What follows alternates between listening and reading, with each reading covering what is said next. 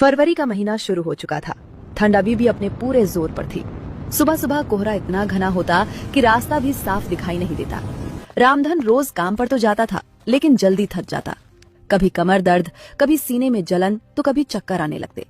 मालिक ये सब देख रहा था, लेकिन उसे रामधन की हालत से ज्यादा अपने काम की चिंता थी। उसे लगता था कि रामधन अब किसी काम का नहीं रहा।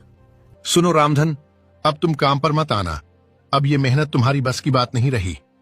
मालिक, आप ये कैसी बातें कर रहे हो? मैं तो पिछले 20 सालों से आपके यहाँ ईमानदारी से काम कर रहा हूँ। कभी शिकायत का मौका दिया है क्या? काम तो किया है, लेकिन अब फ्री में थोड़ी कर रहे हो, पैसे लेते हो ना। और अब जब तुमसे काम नहीं हो पा रहा तो मुझे किसी और को रखना ही पड़ेगा। मालिक, जवान था तब दिन रात खटता था, धूप बारिश सर्दी सब सहा। आज जब शरीर जवाब दे रहा है तो क्या यही मेरी सजा है? देखो रामधन, ये भावनाओं की बात नहीं है। मुझे काम चाहिए, दया नहीं। लेकिन मालिक, इस उम्र में मुझे कौन काम पर रखेगा? न ताकत बची है न कोई सहारा।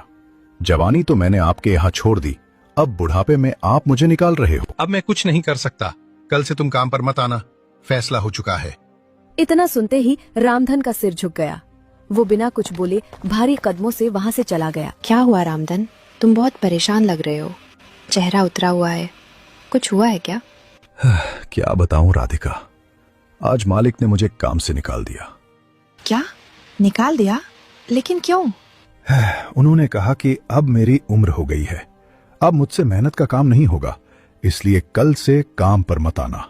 ऐसा कैसे कर सकते हैं वो? तुमने तो अपनी जवानी, अपना पसीना सब कुछ उनके यहाँ लगा दिया। जब तुमने सबसे ज्यादा काम किया तब तो कभी उम्र नहीं दिखी। मैंने भी यही बात उन्हें समझाने की कोशिश की थी। कहा था कि मालिक इस उम्र में मुझे कौन काम देगा, लेकिन उनकी समझ में कुछ नहीं आया। उनके लिए मैं अब सिर्फ बोझ बन गया हूं। अब हम क्या करेंगे रामधन?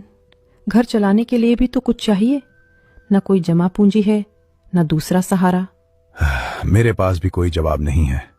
पूरी जिंदगी काम ही करता रहा, कभी भविष्य के बारे में सोचने का मौका ही नहीं। तुम चिंता मत करो, मैं भी कुछ काम ढूंढ लूंगी। चाहे दूसरों के घर काम करना पड़े या कोई छोटा मोटा काम, हम दोनों मिलकर ये मुश्किल वक्त भी काट लेंगे।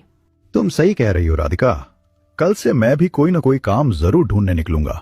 मेहनत से भागा नहीं हूँ, बस मौका चाहिए। अगली सुबह ठंड और भी ज्यादा तेज हो गई थी। बर्फ जैसी ठंडी हवा झोपड़ी के पर्दों को हिला रही थी। अरे मालिक, आप इतनी सुबह सुबह हमारे घर?